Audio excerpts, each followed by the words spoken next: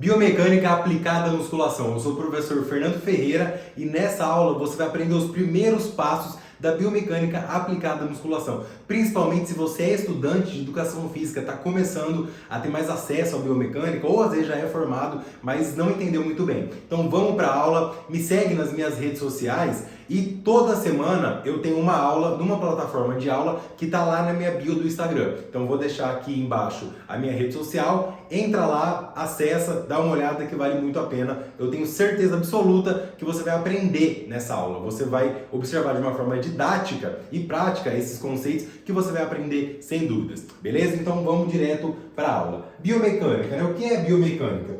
Biomecânica é um estudo, né? É uma grande gama de estudos, uma área do conhecimento. Na biomecânica, a gente tem também um estudo da cinesiologia. E na cinesiologia, a gente tem um estudo da cinemática e da cinética, como se fossem subdivisões da cinesiologia. Na cinemática, a gente analisa muito, como o nome diz, né? Cinemática, os movimentos lineares, que são as forças. E na cinética, nós analisamos os movimentos angulares, como o torque. Então, a cinemática, ela se preocupa um pouco mais com a visualização do que está acontecendo, né? De cinema. Então, a gente tem uma análise um pouco mais qualitativa. Já na cinética, a gente tem uma análise um pouco mais quantitativa, né? A gente tem uma análise que tem mais cálculos, beleza? Então, as subdivisões para que a gente consiga entender o conceito. Então, eu sei que na cinética eu tenho esse estudo de mais quantitativo e na cinemática um estudo mais qualitativo. Dentro disso, o primeiro conceito que eu quero passar aqui, que é muito importante a gente saber, são as leis de Newton, que são leis que vão nortear basicamente tudo que está aqui, né, descrito nessa lousa. Nas leis de Newton, a gente tem a primeira lei de Newton, que é a lei da inércia, é um corpo que tende a estar em repouso, vai permanecer em repouso, até que uma força o tire do repouso. E um corpo que está em movimento tende a permanecer em movimento, até que uma força se oponha a esse movimento. A segunda lei, a lei da força. Força é igual massa vezes aceleração, que a gente vai falar um pouquinho também sobre isso. E a terceira lei, né, a lei da ação e da reação. Então, da mesma forma que eu estou aqui em pé e o meu peso está sendo dissipado no chão, o chão devolve esse peso, né, essa força, para que eu possa ficar em pé. Então, aquele exemplo, né, se alguém dá um soco na cara de outra pessoa, ao mesmo tempo que a mão atinge a cara atinge a mão. Então, uma pessoa dá o soco na cara de alguém e esse alguém dá uma carada na mão dessa outra pessoa, né? E vice-versa, beleza? Primeiro conceito que eu vou aplicar aqui é para a gente reconhecer o que são vetores. Você com certeza já deve ter visto, né, ou ouvido essa palavra se você estuda biomecânica ou já está aí na educação física ou alguma outra área da saúde ou gosta, né, de treinar. Os vetores, vetor de força. Mas o que é um vetor de força? Isso aqui é muito importante, vai nortear muita coisa, né, nessa aula. Então, um vetor de força é uma grandeza física, dada pela física. E essa grandeza, ela obrigatoriamente, né, ela tem 3 pontos que a qualificam. Um vetor, ele tem um sentido, uma magnitude e uma direção. Lá no começo da faculdade eu ficava meio confuso, né? Achava que sentido e direção era a mesma coisa, mas na verdade não. A direção aqui tem a ver com orientação, mais ou menos igual quando a gente fala orientação da página no Word, né? Ou seja, se a página está na vertical, ou se a página está na horizontal, ou orientações como diagonais, né? Então, de acordo com a inclinação, a gente muda a direção. Já o sentido, a gente tem o sentido para a direita, para a esquerda, né? Para frente, para trás. Então, são sentidos. Então, o sentido é diferente da direção, mas a gente vai analisar isso. E a magnitude, que é basicamente a intensidade dessa força, tá? A magnitude é a intensidade, o tamanho dessa força. Então vamos lá. Eu tenho aqui um vetor, por exemplo. Esse vetor, ele tem, né, um sentido, que ele está aqui no caso para lá, para a direita. Ele tem uma magnitude, que é o tamanho aqui que eu representei, né, o tamanho dessa haste, o tamanho da seta. E a direção dele, está indo para o sentido direito na direção horizontal. Então ele está na horizontal. Aqui, esse outro vetor, ele tem um sentido agora para a esquerda, ele tem uma magnitude, né, um pouquinho menor do que essa, e tem agora uma direção também na horizontal. Ou seja, eles têm a mesma direção, mas sentidos opostos, e também magnitudes, né, ou tamanhos, intensidades diferentes. Esse outro vetor aqui, ele tem agora um outro sentido, né, ele está apontando para cima, com uma magnitude aqui um pouco menor, e a direção dele mudou. Agora ele está direcionado na vertical. Então ele está na vertical para cima com esse tamanho de magnitude. Esse outro vetor aqui, né, já é mais semelhante ao primeiro, só que com uma magnitude menor. Então ele está na direção horizontal, no sentido para a direita, com uma menor magnitude. Então a gente vai sempre identificar o sentido, a magnitude e a direção desses vetores. Dentro disso, a gente vai ter a composição ou decomposição vetorial. Por exemplo, se eu somar esses dois vetores aqui, esses dois últimos, e vou cogitar aqui que eles têm exatamente a mesma magnitude, tá? Esses dois vetores, eles têm a mesma magnitude. Então, eu vou ter um vetor num sentido que é para cima e um outro vetor que tem um sentido para a direita. Ambos têm a mesma magnitude, só que eles têm direções opostas. Um está para cima, né, apontando na vertical, e o outro está para a direita, apontando na horizontal. E aí eu vou somar esses vetores. Então é como se eu fizesse essa composição de vetores, e aí eu tenho, né, uma força resultante, uma resultante aqui vetorial que vai, né, apontar nesse sentido. Ou seja, eu somo esse vetor com esse vetor, eu tenho aqui uma composição vetorial, né? A força resultante desses vetores, beleza? Da mesma forma, eu posso decompor, né? Digamos que eu tivesse aqui só esse vetor. Eu posso decompor esse vetor, eu posso dar o passo para trás, ou seja, eu vou decompor ele. Ele é um vetor que é resultado de um vetor que está na vertical para cima, e de um outro vetor que está na horizontal para a direita, beleza? Então eu posso compor ou decompor esses vetores. E aí, eu dei um exemplo aqui, né, como se fossem duas pessoas. Digamos que, né, a gente tem uma caixa, sei lá, uma caixa de 100 quilos, um exemplo. E eu tenho dois homens aplicando exatamente a mesma força nessa caixa, né? Digamos que em uma situação hipotética eles conseguem aplicar a mesma força nessa caixa. Só que um está aplicando a força para essa caixa, por exemplo, ir para frente, e o outro está aplicando essa força para essa caixa ir para a esquerda, né? Então eu vou somar essas forças. Um está aplicando aqui nesse sentido na direção na horizontal, e esse aqui está aplicando em outro sentido, em outra direção também, né? De sentidos e direções opostos, diferentes, com a mesma magnitude. Então essa caixa ela não vai se deslocar só para frente, né? E também essa caixa não vai se deslocar só para cima. Eu vou fazer a composição desses vetores e essa caixa, né, ela vai começar a se deslocar para lá, né? Ela vai se deslocar na diagonal para cima e para a direita, beleza? Então, diagonal para cima e para a direita é o resultado da soma desses vetores. Ou eu posso, né, decompor esse vetor que vai me fazer chegar a esses outros dois. E você pode adicionar vetores, adicionar forças, né? Então, é muito importante a gente ter isso muito claro, porque você pode adicionar e fazer essa composição vetorial. Aqui, eu estou dando os exemplos, né, com forças que são sujeitas a basicamente a ação da gravidade.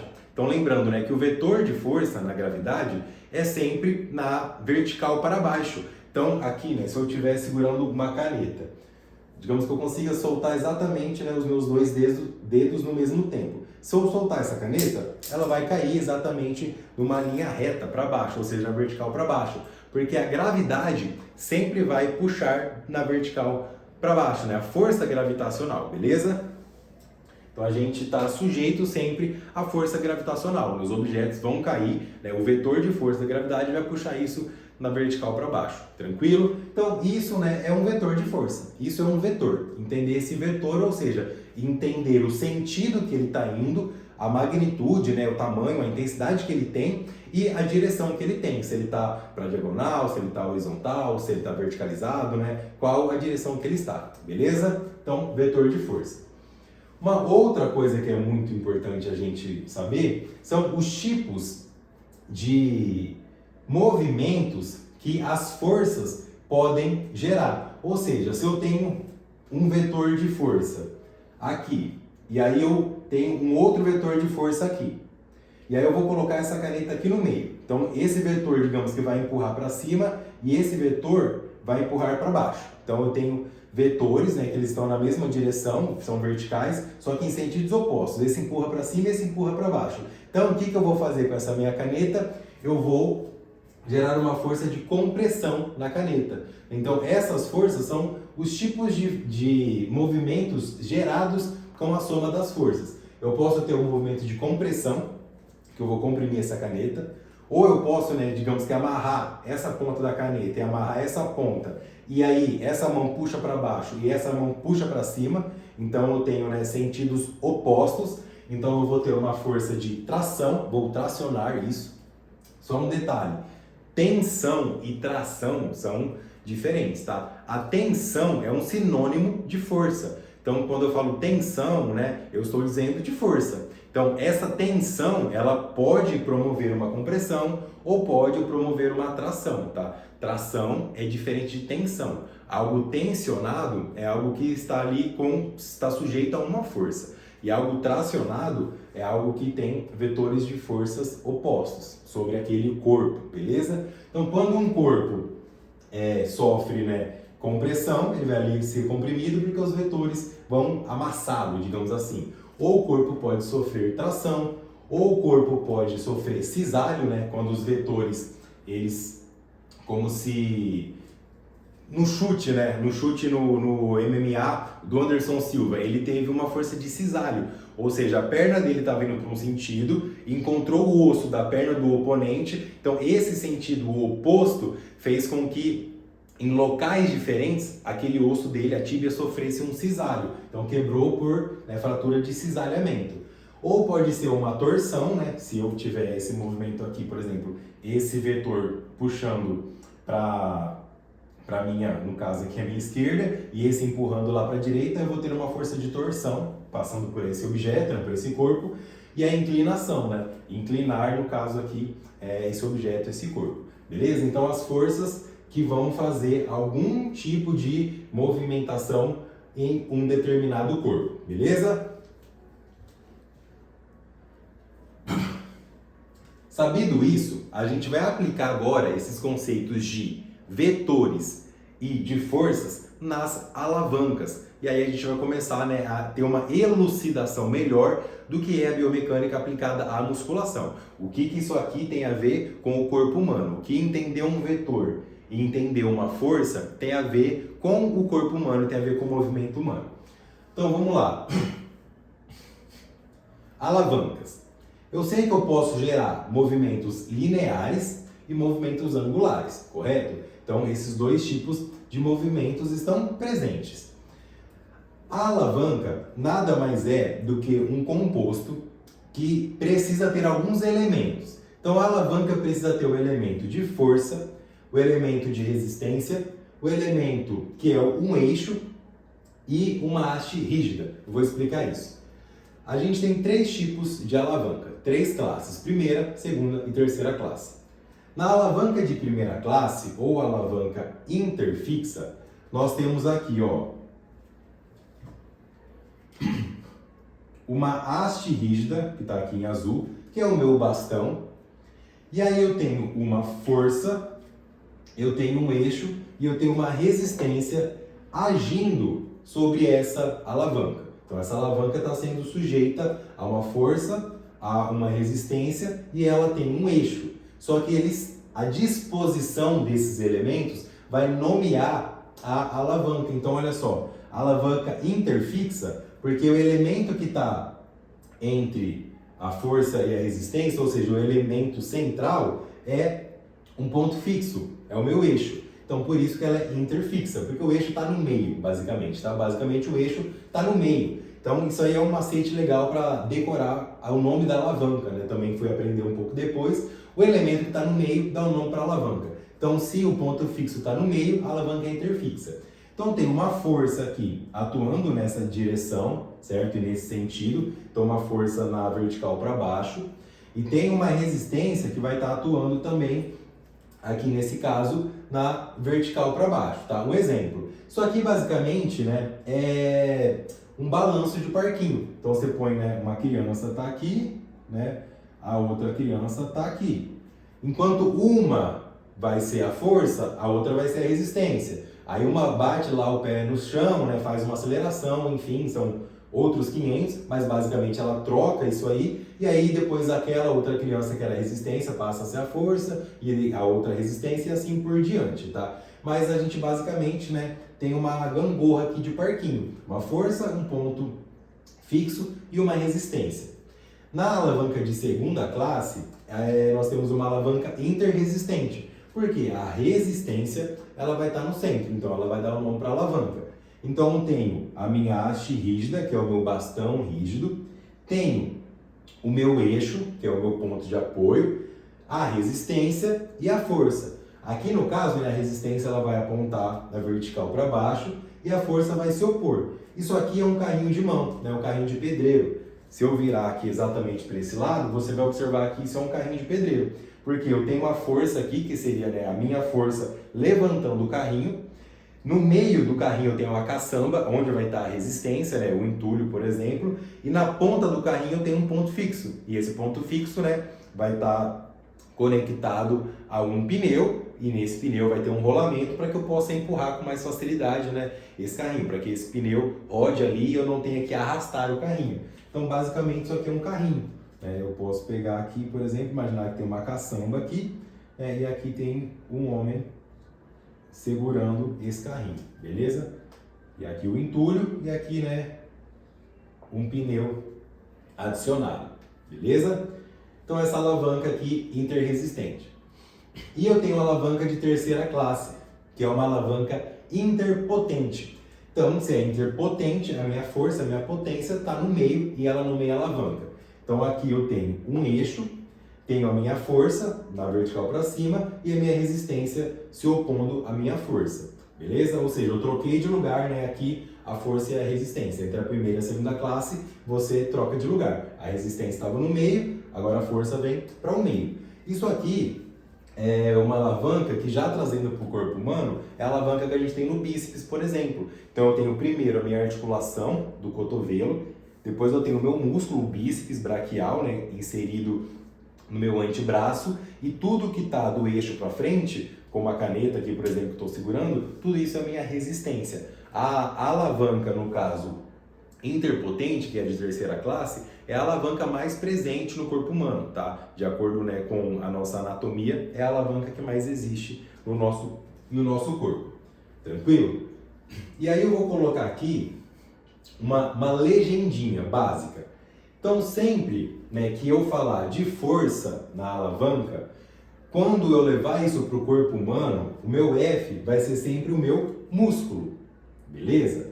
A minha resistência vai ser tudo que vem depois do eixo, ou seja, o peso do corpo e principalmente, né, o peso do objeto, o peso do corpo que eu estiver segurando. No caso aqui, a caneta, né, está gerando uma resistência a mais do que o meu antebraço. Então a caneta é uma resistência que vai ser necessário o meu músculo fazer força para suportar, beleza? Claro que é um exemplo, a caneta é leve, mas se fosse aqui 10 quilos, né, esses 10 quilos seriam 10 quilos a mais de resistência para o meu bíceps, né, e outros músculos, dei o exemplo do bíceps, para o meu bíceps suportar. Então, quando eu falo de força na alavanca, eu falo de músculo.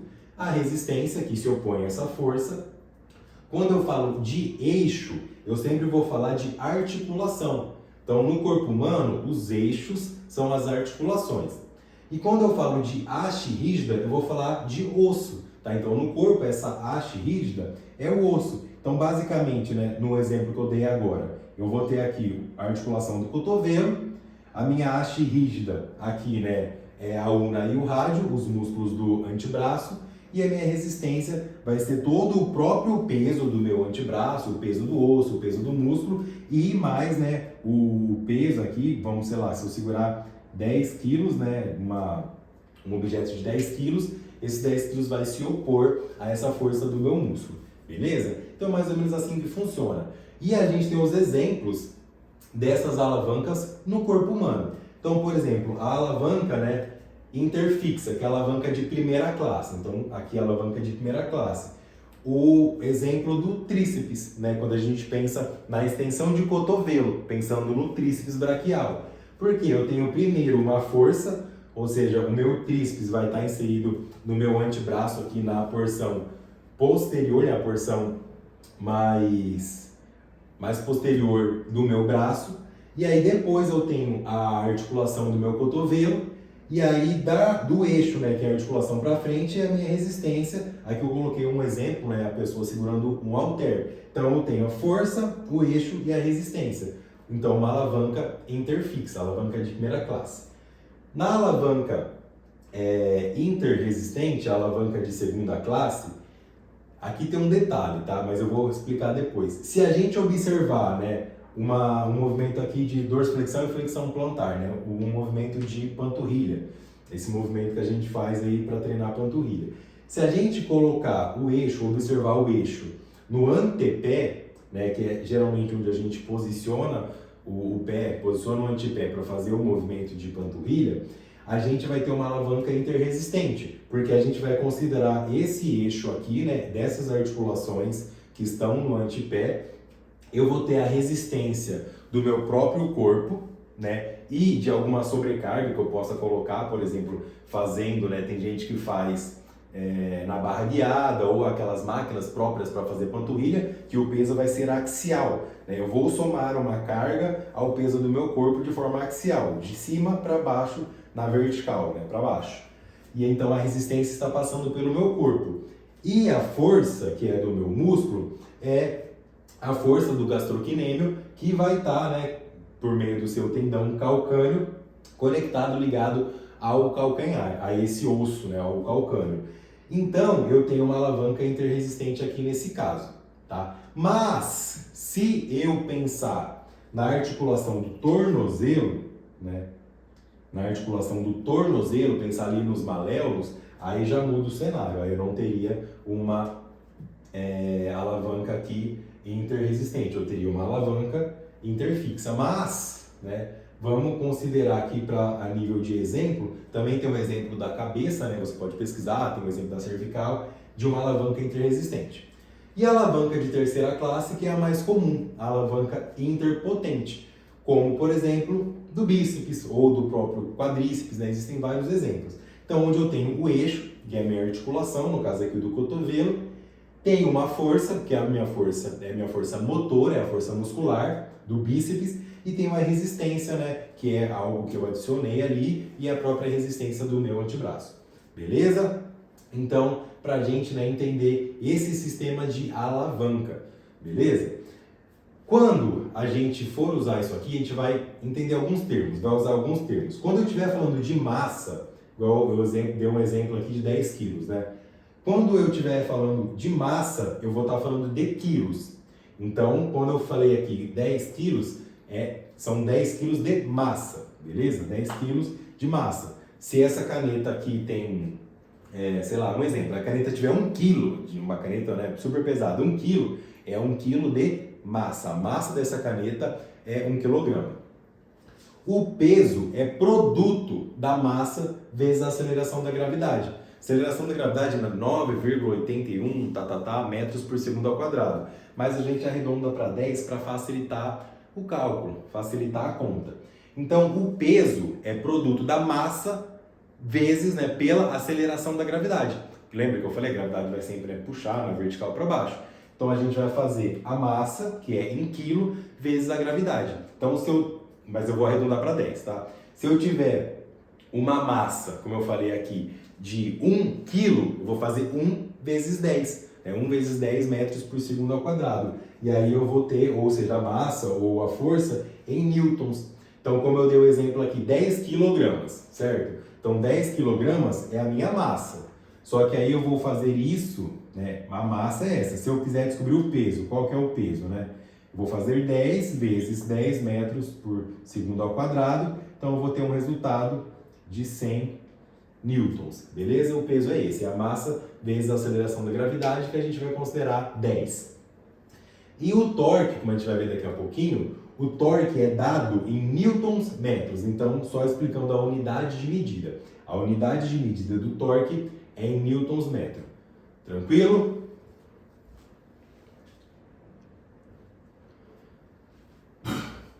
Sabido isso aqui, vetor, né, e alavanca, esses tipos de conceitos, né, essas forças atuando, a gente vai trazer isso agora literalmente para o corpo humano.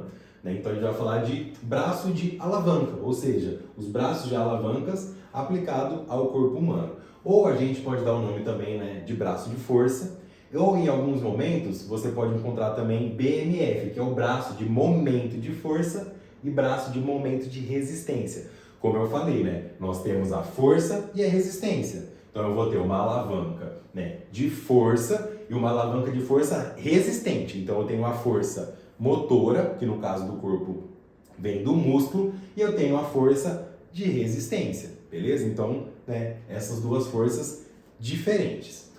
Quando a gente pensa em braço de momento, a gente também vai passar a alavanca para esse lado. A gente vai passar esses conceitos de alavanca e de vetores para cá. E a partir disso, desses conceitos de força e de vetor, a gente vai conseguir calcular depois o torque, tá? Não é difícil. Então vamos lá. O que é o famoso, né, braço de momento? Então braço de momento de força, o braço de força e braço de resistência, o braço de momento de resistência, o braço de alavanca. Depende aí da literatura, às vezes vai ter uma diferença dessa nomenclatura, mas se você entender o conceito, você vai conseguir aplicar depois facilmente em qualquer lugar, beleza? Então vamos lá. No corpo humano,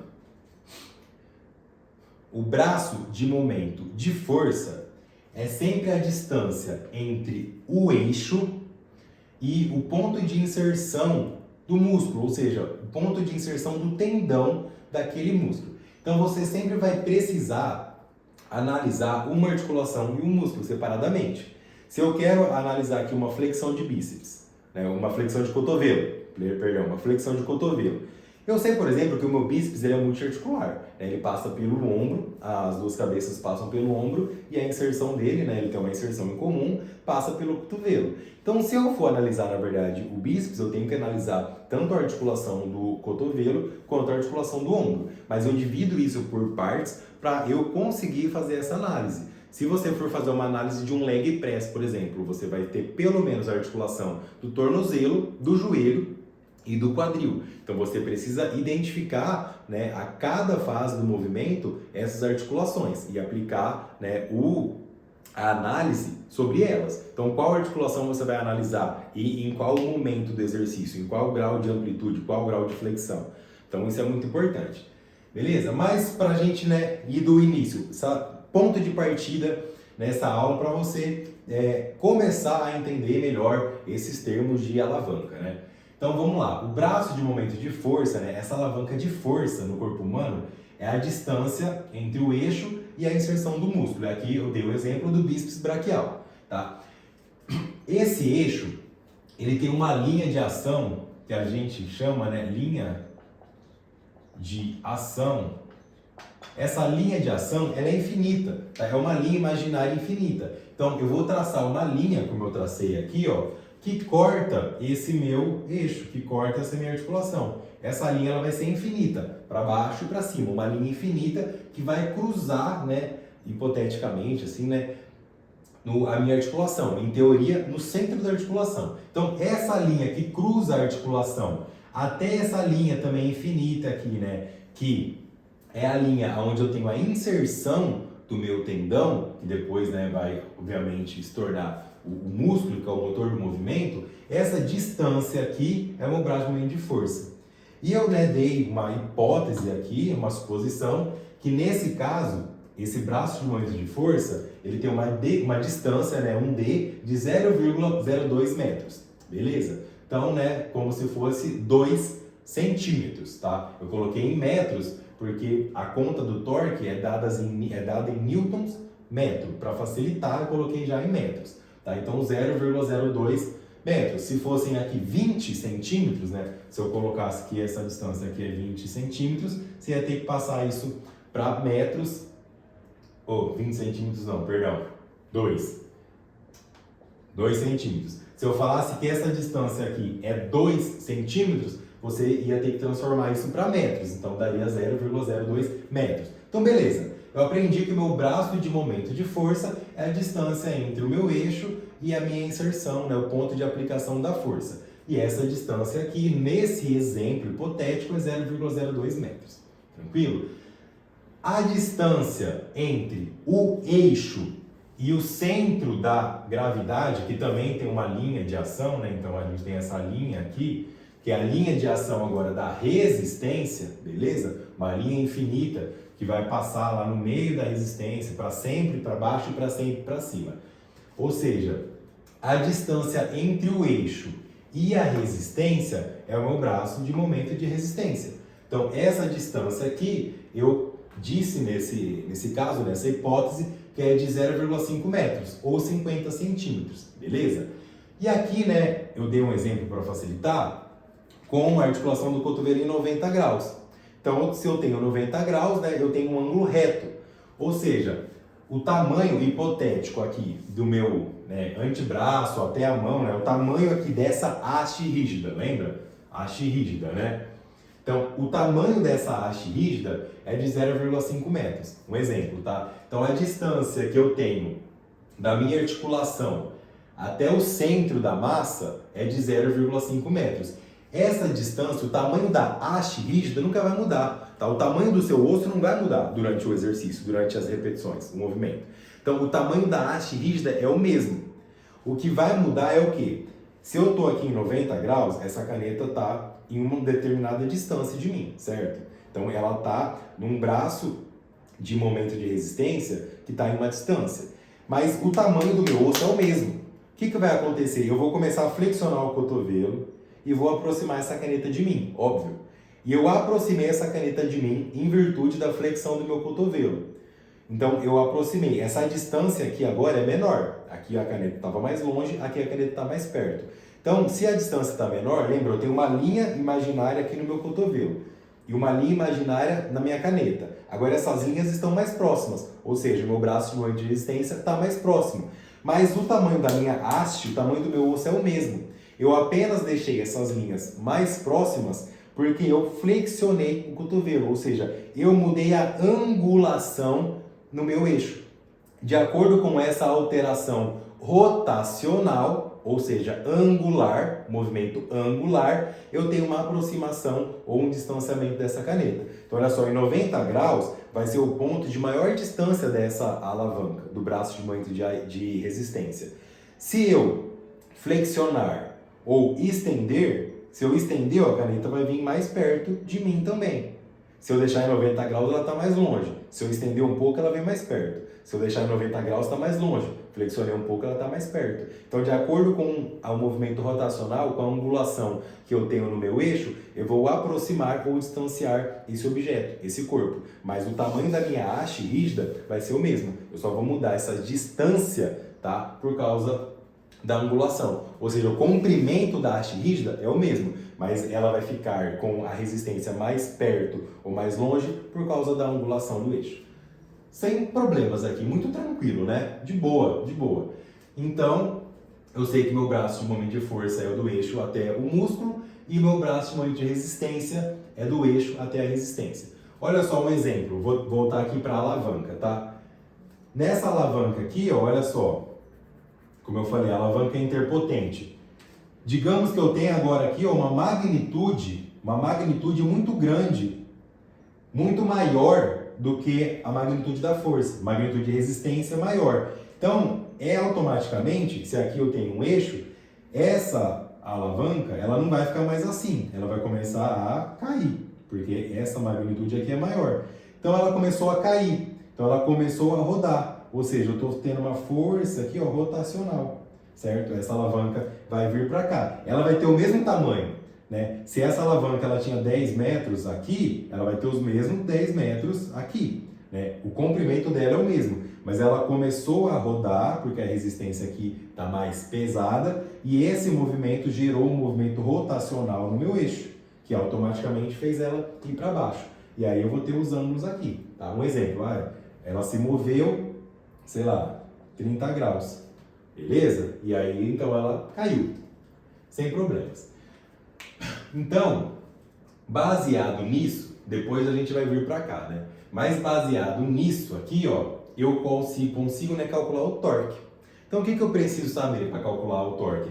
Preciso saber, né, o tamanho, o comprimento dessa minha haste rígida em 90 graus, né? Essa distância em 90 graus, pelo menos para ter uma facilidade de medir. Então, se eu for fazer uma análise, eu posso pegar um goniômetro, colocar em 90 graus e, né, vou estimar a distância do eixo até a resistência. Então, essa distância aqui, né, essa haste rígida em 90 graus, eu coloquei como 0,5, mas pode ser outro tamanho, né? Depende do tamanho da pessoa, enfim.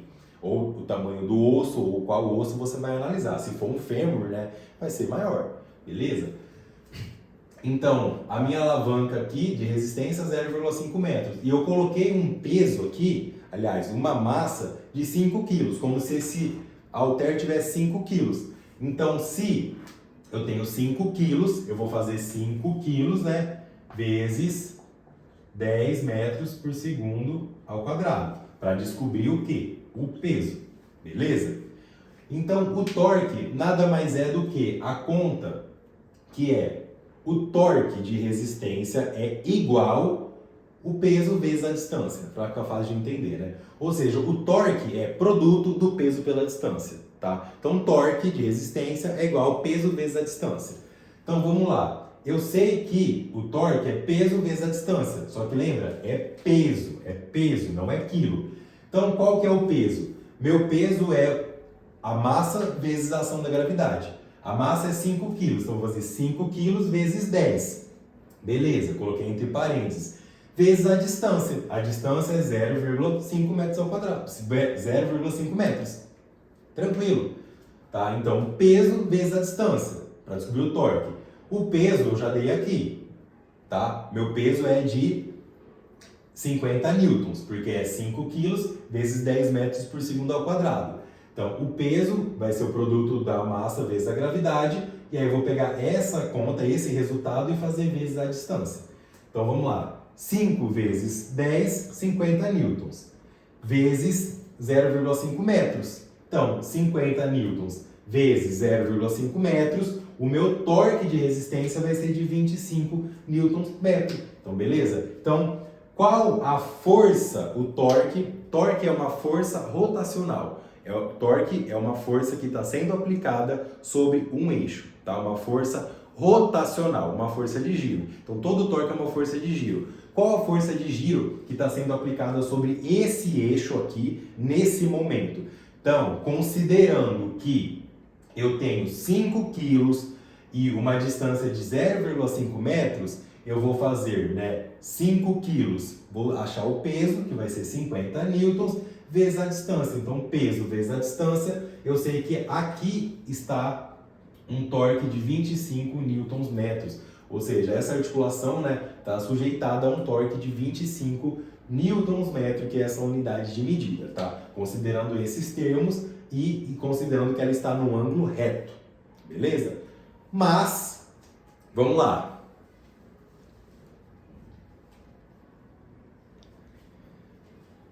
Eu sei que eu não tenho só movimentos de ângulos retos, né? Eu tenho movimentos angulares. Então, eu vou estar aqui em 0 grau, 90 grau, ou 45, ou 150. Eu tenho movimentos angulares.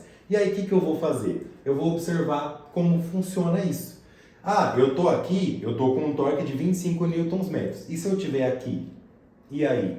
Como que eu vou avaliar? Então, a gente tem muito isso, né? Elevação lateral, esses movimentos, como que a gente muda, né? O pessoal fala, curva de torque. Qual que é a curva de torque?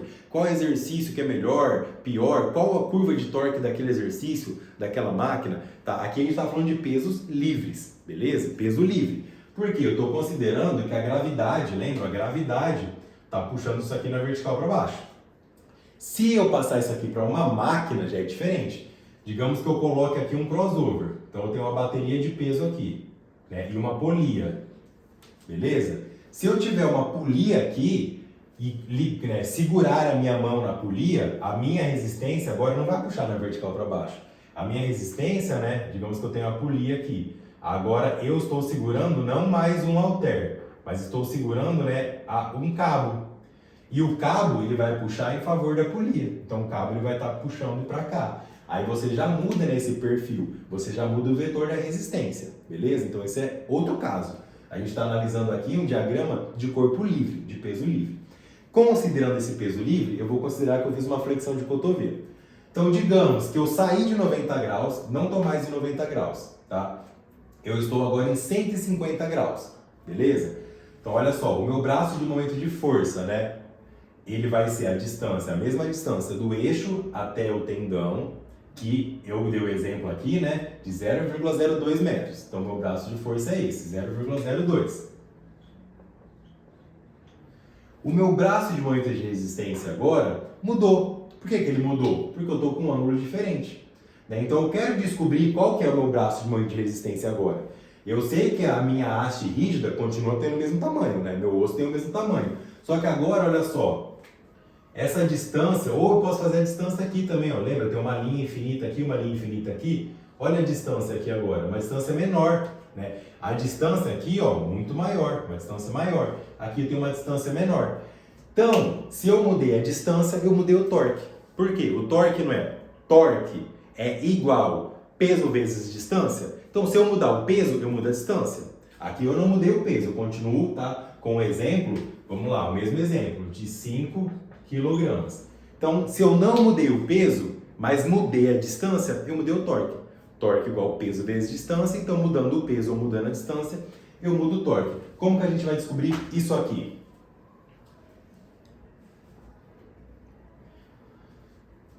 Então, olha só, a mesma conta, só que eu vou adicionar o cálculo do seno, que na verdade, ele já estava aqui, mas eu vou explicar por que eu nem mencionei. Torque de resistência igual peso vezes a distância vezes o seno do ângulo que eu estou aqui. O seno é simplesmente você pôr na tabela, perguntar para o ChatGPT ou para o Google qual o seno do ângulo que você quer trabalhar. Ou ver na calculadora científica, né? Vai estar lá o sinal do sin, você clica no sinal do seno, que vai estar SIN, e coloca lá sin, um exemplo, 150, e dá igual. Ele vai dar o cálculo para você. E de antemão já aviso, né? O seno de 150 graus é 0,5, é meio, é 1 sobre 2, passando para decimal é 0,5. Tranquilo? Fácil de visualizar. Eu estou saindo às vezes para ver a bateria do celular. Então vamos lá, torque igual peso vezes a distância, se ele não estiver em 90 graus, vezes o seno. Então vamos lá, torque igual, qual que é o peso? 5 kg vezes 10 metros por segundo ao quadrado, vai me dar o peso. Vezes a distância é a minha haste rígida, continua o mesmo, 0,5 metros a minha haste rígida. E vezes o seno de 150 graus. Então eu sei que o peso, né, que é massa vezes a gravidade, 50 newtons. Vezes a distância, 0,5 metros. Vezes o seno de 150. Ou seja, eu vou ter 50 newtons vezes 0,5, 25 newtons metro, como eu já tive aqui, beleza? Eu simplesmente agora vou fazer esses 25, que é o meu torque, vezes o seno de 150, ou seja, vezes 0,5. Ou seja, 25 vezes 0,5, eu vou ter um torque aqui de 12,5 newtons metro, beleza? Basicamente isso, porque eu flexionei mais o meu cotovelo, então a distância diminuiu. Então agora o meu braço, esse braço de momento de resistência aqui, vai me gerar um torque de 12,5 newtons metros nessa articulação do meu cotovelo, beleza? Como que eu descobri isso? Trigonometria, tá? Então, eu não sei, né? Aliás, eu sei que o meu osso aqui, a minha haste rígida, inclusive ela vai ser a minha hipotenusa. Então, olha só, a minha haste rígida aqui, meu antebraço, né? Que vai ser a minha hipotenusa, tá aqui. E aí, eu quero observar isso aqui em 150 graus. E aí eu vou traçar um triângulo retângulo. Olha, isso aqui é um triângulo retângulo. Então, basicamente, eu tenho a minha hipotenusa e um triângulo retângulo. O que se opõe ao triângulo retângulo é o meu ângulo reto. Então, o ângulo reto sempre se opõe ao triângulo, sempre se opõe à hipotenusa. O ângulo reto está de frente para a hipotenusa. Aí eu quero observar, agora aqui, ó, 150 graus. Então, o meu ângulo está aqui. Se o meu ângulo está aqui, o que se opõe ao meu ângulo é o meu cateto oposto. O que se opõe ao ângulo que eu estou observando é o meu cateto oposto. Cateto oposto porque se opõe. E o cateto que está aqui é o meu cateto adjacente. O cateto que adjece, que sai do ângulo que eu estou observando, é o meu cateto adjacente. Né? Então, muito simples até aqui. eu sei que o meu cateto aqui é oposto porque eu quero observar esse ângulo. E o que está de frente para o ângulo que eu estou observando é o cateto oposto. E quando eu quero descobrir o cateto oposto, eu uso a continha do seno, né? Seno vezes o ângulo. Por isso que eu adicionei a conta do seno aqui, tá? Porque eu quero descobrir esse cateto oposto, ou seja, essa distância aqui, ó. Isso aqui, né, vai ser essa distância, na verdade é isso aqui, é o meu cateto oposto. Então ela não mudou? É mais ou menos isso. Se eu sair de 150 graus aqui, né, sair de 150 e for para 160, então eu vou ter um triângulo, né, um pouco mais inclinado. Então, mesma coisa, eu vou fazer o triângulo retângulo, essa vai ser minha hipotenusa, agora aqui eu vou ter 160 graus. Então eu quero descobrir o meu cateto oposto. Então aí, nesse caso, eu só vou substituir. Né? É o mesmo exemplo, mesma distância, mesmo peso, mesmo exemplo. Só mudei que eu flexionei mais o cotovelo. Agora eu vou tirar o seno de 160, de 150 e vou colocar o seno de 160. Então eu vou fazer 25 vezes o seno de 160. É só você pôr na calculadora aí. 25 vezes. Aí vai lá, sin, que é o seno de 160. E dá igual, ele vai dar o resultado. Beleza? Então isso aqui, né, é o cálculo de torque. Nada mais, nada menos do que isso. Tranquilo? Mas eu quero descobrir agora, vou mais fundo, eu quero descobrir qual que é o meu torque de força. Beleza. Eu sei que essa resistência está gerando um torque de 25 Nm se eu estiver aqui em 90 graus, um exemplo, e está gerando um torque de 12,5 Nm se eu estiver em 150 graus. Eu já sei qual que é o torque gerado na articulação, mas qual é o tanto de força que o meu músculo tem que fazer para pelo menos empatar, para pelo menos ficar em isometria, né? Para ficar igualado, para que eu consiga resistir ao exercício, para que eu não, né, deixe cair a barra, por exemplo, ou a anilha. Quanto de força o meu músculo tem que fazer? Então vamos lá, vamos aprender isso. O torque, mais ou menos da mesma fórmula. Eu só passei, né, mudei a nomenclatura para ficar fácil. O torque de força é igual ao peso vezes a distância. Só que agora o peso que eu quero descobrir, né, é o peso que o meu músculo está suportando. Ou seja, eu quero descobrir a força, tá? Porque eu estou falando agora não só do peso, não estou falando do peso da resistência. Estou falando do peso que o meu músculo suporta. Então, agora é a força muscular e não a força da resistência. Então, agora eu vou calcular o braço de momento de força, tá? Então, vamos lá. Torque é igual a força, ou peso, né, vezes a distância. Então, olha só, eu sei que o torque, para esse exemplo, eu já sei que aqui existe um torque, ou seja, existe uma força sendo aplicada nessa articulação de 25 Nm. Então, eu sei que esse TF aqui, o torque, eu vou substituir, né? O torque é igual a 25 Nm. A força eu não sei, a força é o que eu quero descobrir, quanto de força o músculo faz. E a distância é o meu braço de momento de força, que eu falei que é 0,02. Então, eu sei que o torque é 25 igual força vezes a distância. Agora, complicou, né? Como que eu faço essa conta aqui, né? Então, olha só, simples. A força, né, tá multiplicando a distância. Então, a distância vem para esse lado dividindo, lembra? Tá de um lado multiplicando, vem para esse lado dividindo. Então, eu vou ter 25 dividido por 0,02, que vai ser igual à minha força. Ou seja, a minha força muscular aqui é de 1.250 newtons, tá? Considerando esse cálculo, tranquilo? Então, basicamente isso, você vai pegar o torque, né, que é igual a força vezes a distância. Mas eu não sei a força, só que a distância é 0,02. Ela está multiplicando aqui, passa para cá dividindo, o torque vai ser esse. Mas, o que acontece? Existe uma coisinha muito importante que eu vou falar agora. O nosso músculo, ele tem orientações de fibras diferentes. O nosso músculo, né, ele não vai fazer força apenas para cima. Então, olha só o que eu coloquei aqui. Um exemplo, o meu bíceps. Ele tem as suas origens nos processos da escápula e tem a sua inserção no antebraço. Ou seja, esse bíceps ele vai puxar para cima e para trás. Você não faz isso aqui? Então o bíceps está puxando para cima e para trás, ele puxa para você. Ou seja, ele tem um vetor de força que eu tenho que considerar. Lembra? Então eu vou ter que fazer uma composição vetorial, basicamente. Meu bíceps vai puxar para cima e para trás. Então é como se ele estivesse aqui, ó, né, puxando aqui. Porque eu vou somar esses vetores. Ele puxa para cima e para trás. Ou seja, eu vou ter uma força resultante aqui. E é justamente isso que eu coloquei aqui, ó. Minha força resultante está aqui. Eu passei isso para um triângulo retângulo. Aqui seria... Opa, isso ficou péssimo, né? Aqui seria, tá, o meu bíceps. Só um exemplo, porque é a seta ali.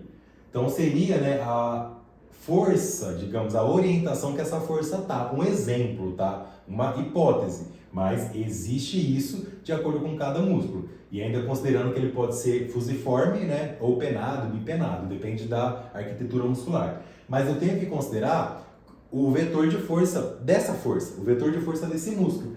Então, olha só, eu tenho aqui, né, digamos, uma hipótese, que esse meu bíceps ele está orientado, um exemplo, em 30 graus, um exemplo.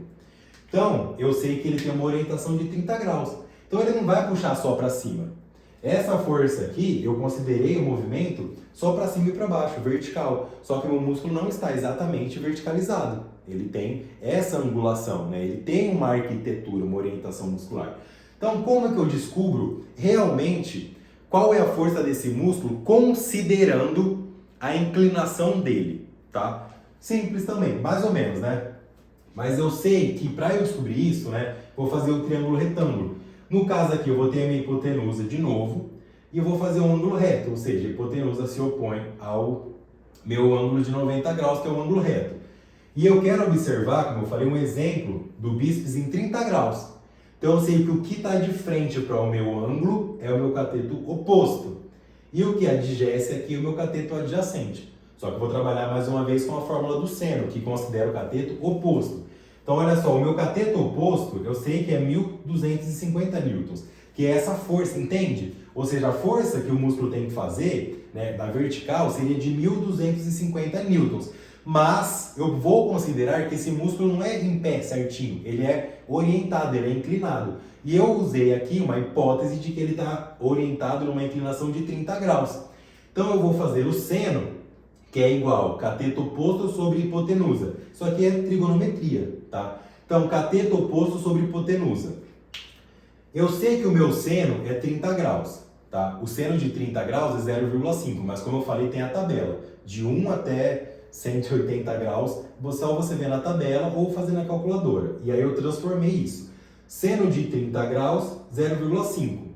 Igual cateto oposto sobre hipotenusa. O meu cateto oposto eu sei que é 1.250 sobre a hipotenusa. E não tem como fazer isso aqui, né? Não tem como dividir o 1.200 pela hipotenusa. Então eu faço uma regra matemática, que é a regra de 3. Ou seja, 0,5 vezes a hipotenusa. Então 0,5 vezes a hipotenusa. E 1.250 vezes, no caso, né, aqui não tinha número, eu coloquei fica vezes sobre 1. Vezes 1. E todo número vezes 1 é igual a ele mesmo. Então eu vou fazer a hipotenusa vezes 0,5 é igual a 1.250 vezes 1. Ou seja, hipotenusa, que é 0,5, igual a 1.250, porque 1.250 vezes 1 é igual a ele mesmo. Se esse 0,5 está desse lado aqui multiplicando, ele passa para o lado de lá dividindo. Ou seja, a minha hipotenusa aqui, ou seja, a minha força realmente, considerando 30 graus, do músculo é de 2.500 newtons, tá? Ou seja, qual que é a força que o meu bíceps tem que fazer aqui? Meu bíceps aqui, no caso, tá fazendo uma força de 2.500 newton, tá? Nessa hipótese, considerando que eu tenho uma haste, né, uma haste rígida de 0,5 metros e uma massa de 5 quilos, e ele estando em 90 graus. Tranquilo? Então, né, essa seria, né, a ideia do cálculo de força que esse músculo está fazendo. Só para fechar essa parte, esse bloco. Por quê, né? Porque isso é trigonometria. Então, são triângulos retângulos. Então, se eu tenho um triângulo retângulo, eu tenho um ângulo reto, obrigatoriamente, né? Um triângulo retângulo tem um ângulo reto. O que se opõe ao meu ângulo reto é minha hipotenusa. Aí eu quero observar um ângulo, eu vou escolher um ângulo para olhar, eu vou escolher esse ângulo aqui, por exemplo. Então, o que se está de frente com esse grau aqui, com esse ângulo, é o meu cateto oposto. E o que é adjacente é o meu cateto adjacente. Mas, isso muda. Se eu vou observar esse ângulo agora, quero observar esse ângulo aqui, né? Entre esse cateto e a hipotenusa, esse ângulo. Agora, esse vai ser o meu cateto adjacente e esse que está de frente, que se opõe, vai ser o meu cateto oposto, beleza? Então, isso tem uma certa alternância. Quase acabando a bateria aqui, mas dá. E agora alguns conceitos mais básicos, tá? Para que você possa entender e não se perder, que é muito importante a gente ter a nomenclatura correta, para não ficar falando o nome errado, até para não descredibilizar você e não te levar a pensar numa coisa errada. Às vezes a gente fala um nome errado, um termo errado, começa a pensar errado. Então, sempre que você for fazer uma análise de tudo isso, olha só, eu olhei aqui, por exemplo, né, num plano sagital, nesse plano sagital, né, que eu estou olhando uma vista lateral, ou seja, eu tenho um movimento de flexão e extensão. Então, olha só, a gente vai passar rapidinho para que você veja como é importante você ter esses termos e a anatomia e até a fisiologia junto com a biomecânica, para que você possa cruzar dados, tá? Só isso aqui não é um cenário maravilhoso, tá? Isso aqui é uma hipótese mecânica de contas e alavancas e vetores que você tem que considerar no corpo humano, que é um organismo vivo. Então, a gente tem os planos, eixos e movimentos, né? Anatomia básica. No plano sagital, eu vou dividir o meu corpo em porção lateral, como se fosse o lado direito e o lado esquerdo. Então, eu tenho meu corpo aqui, né, como se viesse uma lâmina, no caso aqui, no caderno, é uma lâmina dividindo meu corpo aqui. Então, eu vou ter lado direito e lado esquerdo. O eixo, ele sempre cruza o plano, lembra? Né? Então, se eu tenho um eixo aqui, ou um plano aqui, meu eixo cruza. Então, o eixo é como se fosse um parafuso. Então, meu plano é esse, uma lâmina, o meu eixo cruza o meu plano. E aí eu vou ter movimentos, por exemplo, de flexão e extensão, tá? No caso do plano frontal, né, eu vou ter uma lâmina que vai me cruzar assim, ó. Ela vai me cruzar aqui, né? Essa lâmina. Então eu vou ter isso aqui. Se ele me cruza aqui, eu vou ter um eixo agora que vai furar, o eixo sempre fura o plano. Então eu vou ter movimentos nesse eixo de abdução e adução, por exemplo. O eixo me furando aqui, abdução e adução. E o eixo, o plano transverso. O plano transverso vai me cortar mais ou menos, né, como se fosse porção superior e inferior. Então, se ele me cortar aqui, vou ter a parte superior e a parte inferior. E aí, nesse plano, eu cruzo um eixo. Então, se eu tenho esse plano aqui, meu eixo fura o plano. Então, eu tenho um eixo longitudinal. E esse eixo longitudinal vai permitir movimentos de rotação ou, por exemplo, abdução, né, e adução horizontal, tranquilo? Além dos planos e os eixos especiais, como o próprio plano da escápula, que, né, a escápula a gente sabe que ela tem ali o seu próprio plano, ela tem uma certa abdução e uma inclinação que é dela. Por exemplo, uma elevação lateral, a gente pode trabalhar no plano da escápula, por exemplo, que não é num plano puro, né? Não vai ser puramente nesse plano, num eixo antero-posterior, né? Aqui seria um plano mais puro, um eixo mais puro. Aqui, nessa elevação lateral, já não é um plano puro, então é um plano especial. Por isso tem planos e eixos especiais. Se você pensar, por exemplo, no movimento de um tenista, né, ou de um golfista, então são planos e eixos que existem nesses movimentos mais específicos. Alguns termos direcionais que são importantes, como superior e inferior, né? Ou seja, não é legal só falar cima e embaixo. Olha, porção superior, inferior, anterior e posterior, medial e lateral, né? Tudo que está mais próximo do centro do corpo medial, mais longe, mais lateralizado lateral, proximal e distal, né? Ou seja, tudo que está mais próximo agora do centro é mais proximal. E se eu começo a ir para periferias, para o ponto periférico, ele vai ser mais distal, né? E superior, aqui tá errado, não é superior, superior eu já falei, é superficial, tá? Superficial e profundo, né? Então, como na pele, por exemplo, um corte mais superficial ou um corte profundo. A pele, ela tá mais superficial, alguns tendões mais superficiais. O osso tá mais profundo, tá? Termos direcionais. E para fechar, isso aqui ó, é o que eu quero que você entenda para cruzar dados com tudo isso aqui que eu falei até agora. Então dá uma olhada. Curva ativa e arquitetura e orientação de fibras. O músculo, vamos lá, o músculo tem uma capacidade de performar força de forma melhor em determinados comprimentos de fibra. Então lembra lá da fisiologia? Por isso que eu falei, anatomia, fisiologia sempre vai andar junto com a biomecânica também. O músculo, de acordo com os seus sarcômeros, então a gente tem lá as linhas, as bandas, que elas vão se aproximar e se distanciar de acordo com o encurtamento ou alongamento do sarcômero. Então a gente tem o afastamento das bandas e a aproximação delas, de acordo com o movimento dos miofilamentos, a quitina, miosina, troponina, tropomiosina, titina, nebulina. Então o movimento dessas miofibrilas vão fazer com que esse sarcômero tenha um comprimento mais curto ou mais alongado, menor ou maior. Então, cada músculo tem uma capacidade de performar força em determinado ângulo. Por exemplo, a gente tem uma média de que o glúteo máximo tem uma boa capacidade de gerar força entre 30 a 45 graus. Ou seja, como se fosse aqui um exemplo, no glúteo máximo, eu sei que se o músculo estiver muito encurtado, próximo de uma insuficiência passiva, ele perde capacidade de fazer pontes cruzadas entre a quitina e miosina. Então eu diminuo a capacidade desse músculo de gerar força. Da mesma forma, se ele estiver muito alongado, ele também perde capacidade de gerar força, porque ele perde capacidade de fazer pontes cruzadas, então ele não vai ter tanta capacidade de performar. Eu também tenho uma curva passiva, que depois posso explicar em outras aulas, e essa curva passiva seria a força de alongamento da titina, por exemplo, que é uma miofibrila que está lá no sarcômero. Mas pensando na curva ativa, seria a capacidade que esse músculo tem de performar força. Então, digamos, um exemplo, o glúteo de 30 a 45 graus. Se eu começo a colocar ele muito alongado, ou seja, aumentar muito a flexão do meu quadril, sei lá, 90 graus aqui, ou encurtar muito, próximo de 0 grau, 5 graus, então eu começo a tirar a capacidade desse músculo de fazer força. E cada músculo vai ter a sua curva. Por isso que é muito importante você saber disso também.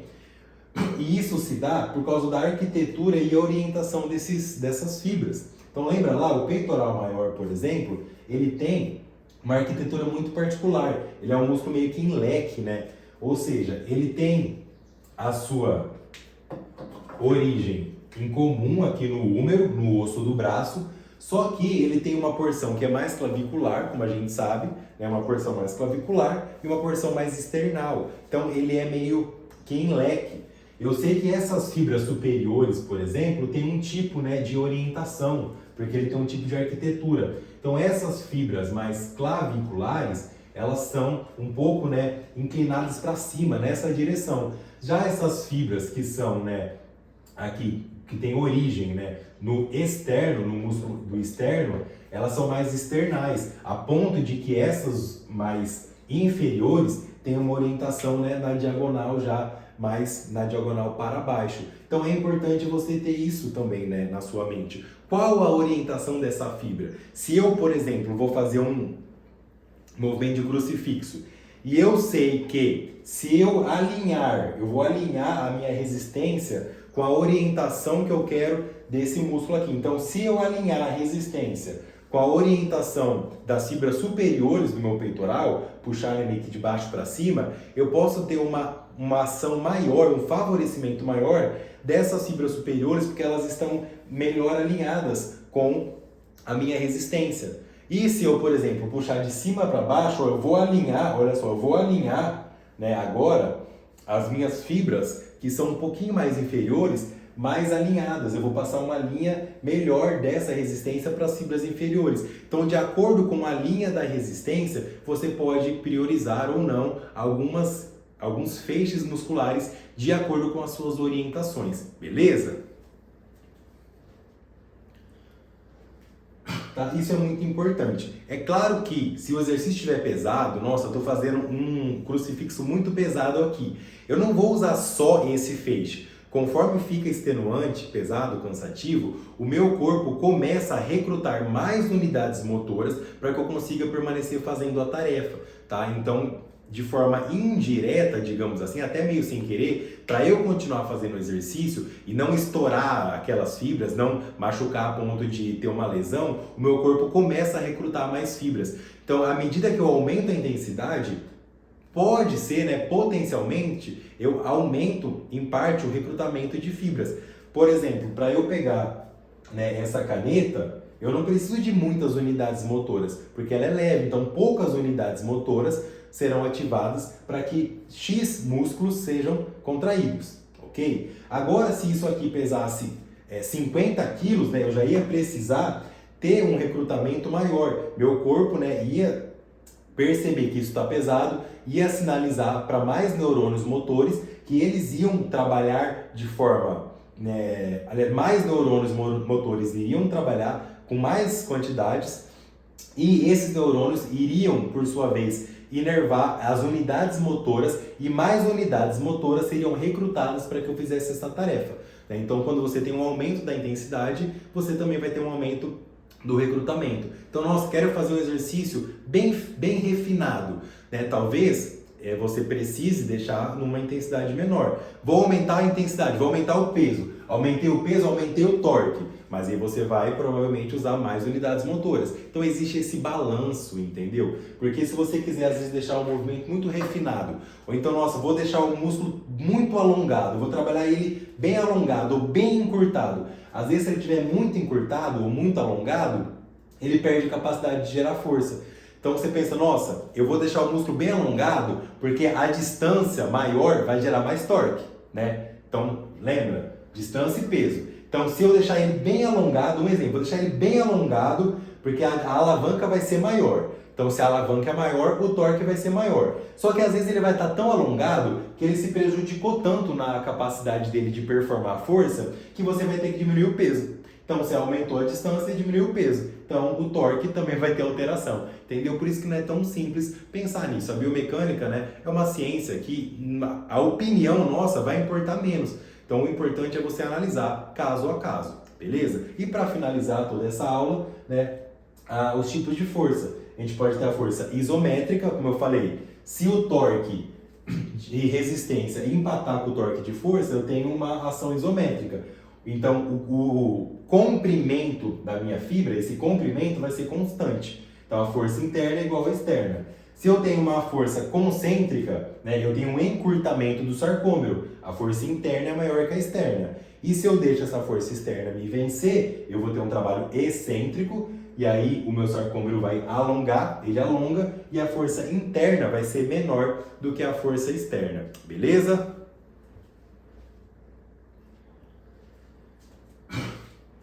Bom, se você tem alguma dúvida, deixa nos comentários aqui, me segue nas redes sociais. Essa aula, né, eu tentei ser bem didático, bem simples, para que você entenda os primeiros passos da biomecânica. Eu, né, gostaria de ter aprendido algumas dessas coisas, às vezes na faculdade. Muitas dessas eu não tive acesso na faculdade. Então, se você está aí, né, estudando educação física e gostou, assistiu esse vídeo, manda para um amigo da sua sala, comenta, compartilha, curte, né, para que eu possa continuar produzindo também e me segue lá na rede social. Beleza? Então, de forma geral, né, a gente aprendeu aí um pouquinho dos vetores, um pouquinho das alavancas, transferimos as alavancas para o corpo humano, calculamos um torque de resistência, depois um torque de força. Você aprendeu, né, a calcular esse torque de acordo, né, com o ângulo que essa articulação tá, que é uma coisa bem legal e às vezes ainda você nem teve acesso a isso na faculdade.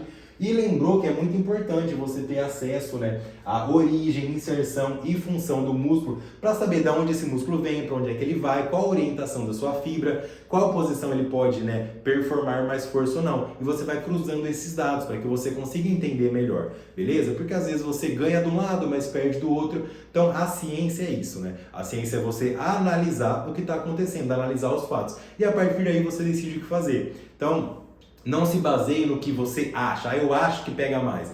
Não, se baseie numa evidência. A partir dessa evidência, você pode fazer ou não se você quiser. Então, eu gosto de tal coisa. Não tem problema nenhum. Você pode simplesmente fazer um exercício porque você gosta.